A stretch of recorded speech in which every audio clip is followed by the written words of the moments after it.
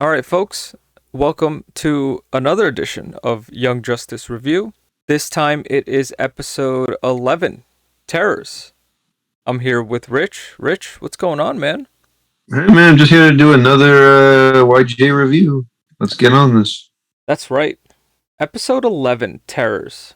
To give you the skinny on this episode, Batman comes to our heroes and he lets them know Mr. Freeze and Icicle Jr. have found basically some sort of loophole when it comes to their whatever crimes that they committed, and they're both being sent to Bel Rev. This is an ice hero, ice villain, an ice person episode, so we get some of our main ice people in here in one way or another.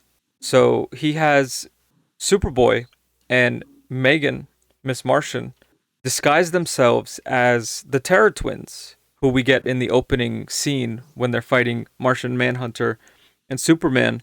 They're very powerful people. So Batman tells them Mr. Freeze and Icicle Jr. purposely did this. Mr. Freeze wanted to be sent to Bel Rev. Icicle Jr. wanted to be tried as an adult so he can go to Bel Rev.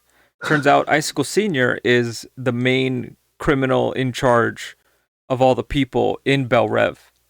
He has Superboy and Miss Martian go undercover to find out exactly why this is happening. Come to find out, they're staging a breakout and they're using the ice people, the main villains in the story, as ways to break out much quicker, but also, they help with temperature so that this way it gets cold and it'll immobilize people and, that whole shebang, right? People get cold, no matter if you're a metahuman or anything like that. Come to find out that basically Hugo Strange and Icicle Sr. have banded together to make sure that the breakout is a staged coup, if you will. Not necessarily a coup, but it's a staged breakout. So this way they can smuggle in the tech that Icicle Sr. and Hugo Strange need. So that this way they could further the light's power. They could further the light's Go. abilities. Yeah, they can further their reach, further themselves.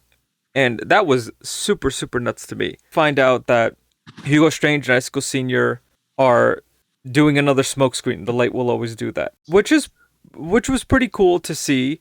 The light will always it's smoke screens. So one thing will happen, and they'll be doing something else in the background. Rich, tell me what you think about this episode, Well, Terrors. okay. Well, I really like the way this episode opened with like Superman and Martian Manhunter. That's actually the first scene. They're fighting the Terror Twins, and then that's when we see Superboy dressed as the male Terror Twin, and Miss Martian comes in, still looking like Miss Martian, but dressed like the female Terror Twin, and then she just changes. I guess I wonder if she needs to see something in order to change. Good You know, like question. if she, yeah, like I wonder if she needs to actually look, and like she can't just like if she's never seen a dog before, does she need if she can even turn into animals?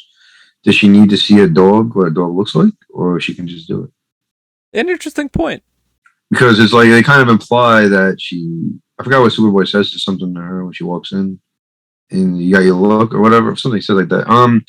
I thought it was kind of interesting how it was not a really big theme in this. It was a big theme in this episode, but it wasn't. They weren't too much in it. But Superman and Superboy shared a scene without really any dialogue when Batman starts giving them missions. Batman and Superman, and Superboy's kind of like they say later how he has like daddy issues. There's a scene when they, as the Terror Twins, go to Hugo Strange for like some kind of Therapy session. counseling. Yeah, yeah, and then Miss Martian talks about Superboy as the Terror Twin having a problem with his, but then she quickly changes to our father. Batman says in the first episode, "There's no coincidence," and he says in this episode that all four ice villains were attacked on the same day. That was like and I liked how they touched on that. They circled back. They didn't just like some shows would just forget about it. I like the whole double cross. Like I saw Hugo Strange. I know who Hugo Strange is, and I saw that, and I'm like, this guy is either he's not a even though that's not how he's in the comic. I don't know how Young Justice was doing it. So either he's not a villain yet, and something changes him, or he's secretly working with the supervillains. Yeah, I didn't, and I liked how we saw Riddler. Yeah, yeah, we did. Who Um, escapes? yeah, who escapes? We see a bunch of cameos from a bunch of villains actually from like that they fought over the season. We see Brick when Kid Flash and Robin go to see him, and Aqualad go to see him to try to get him changed. That's when he's fighting. We got to see what was that Doctor Ian that created Amazo? It was Tio Moro. That's his name. Maybe. Yeah, I think so. I always forget his name right. I saw him. You see just a bunch of these villains in Belle Reve. I don't really just to get all four ice villains to attack and coordinate, and the whole thing was what to get. Maybe you can help me with this, Arson. Was it to get? It was all to get Hugo Strange as the warden and get Amanda Waller out of there. Yes, because they had to bring Hugo Strange in. I'm Oh, it's for the assuming. light. So he had Well, to work his way in. yeah, which is like it's such a complex plan that they're playing 4D chess. That's what the light is doing. Yeah, they are. They're playing 4D chess. Like they're planning to plan. I mean, it's almost like they kind of expected the heroes to try to do something. Because if the heroes weren't there, they would have just taken over Belle Reve.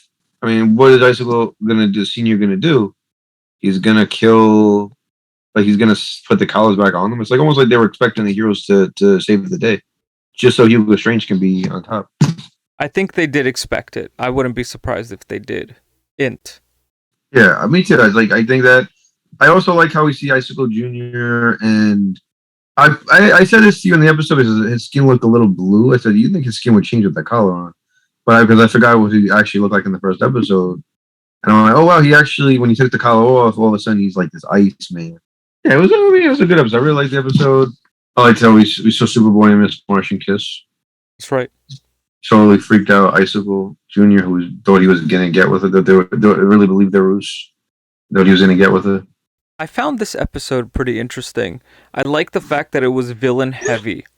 So it gave us a really good understanding of the villain's mindset and what they're trying to do. Once we find out in the end that it's the light again, who are doing smoke screens and doing one thing and then something else is happening behind the scenes. I said, okay, all of this kind of pieces together. What I really enjoyed is that you do get that little bit of Superboy's emotions when he's talking to Hugo Strange in the therapy session. But really, it's now our heroes are able to go in disguise by infiltrating, even though we had an episode called Infiltration. They're now infiltrating and taking on heavier missions. A lot more risk involved in this mission when it comes to going in and going to jail now. You know, this is kind of like The Departed in a way where he had to go in and infiltrate that mob boss, that mob gang. Irish mob, yeah. Yeah, but it turns out, you know, Jack Nicholson's character is like somehow linked. He's an informant. Yeah, he's an informer, so it's all crazy. But similar concept in the sense that you have to go in undercover in disguise and you have your rules. It's just this is more of a kid show, you know. This is kids, teens. I like the little quips that we have with Icicle Jr. is kind of like the humor of everybody, and really he's unconfident in himself, so he's easily gullible, and that's kind of their downfall. Is Icicle Jr.'s lack of confidence, and because his dad is running the whole game, he gets sent there. But you know, it's kind of like he's following his dad's thing. Well, he's doing what his dad wants. Yeah, but he's still trying to maintain his own identity, right? And yeah, he gets to hit on the female Terra twin who winds up being Miss Martian. I love the fact that Superboy and Miss Martian kiss, and he goes, "Dude, that's your sister." And for a moment, like, oh wait, you know, I thought that was pretty cool. I love the whole. You think it's one thing and something else is happening in this episode. That's the part where I'm like, you know, the writing is really good in this. It's really sure. I really like the parallel though between Icicle Jr. and Superboy. How they're both like, in a way, you could say Superboy is a son, of Superman, even though he's technically a clone. But they have that daddy issue where I mean, it's a little different because Icicle. I wouldn't be surprised if Icicle was abusive towards his son, Maybe, maybe, especially possibly. since he looks human. Icicle, well, Icicle Junior looks like a science experiment. That's true. That's true. So who knows what the fuck he did to his son? We do get the ice characters, which I thought was pretty fun. A nice little break, and you do kind of get the ice theme in this episode. It's like that's what they were planning in the first episode to get sent to Belle Rouge. I like the faux break-in because there's a lot of thought that goes into it, and you still have to have Miss Martian and Superboy linked telepathically. And also, I like that Miss Martian. It shows her ability to be able to mimic another person and their look and their garb and stuff like that. I thought that was pretty awesome. I thought like Superboy and Miss Martian's acting was pretty good. So it was nice to see like how they took their roles really seriously. I would give them an Oscar.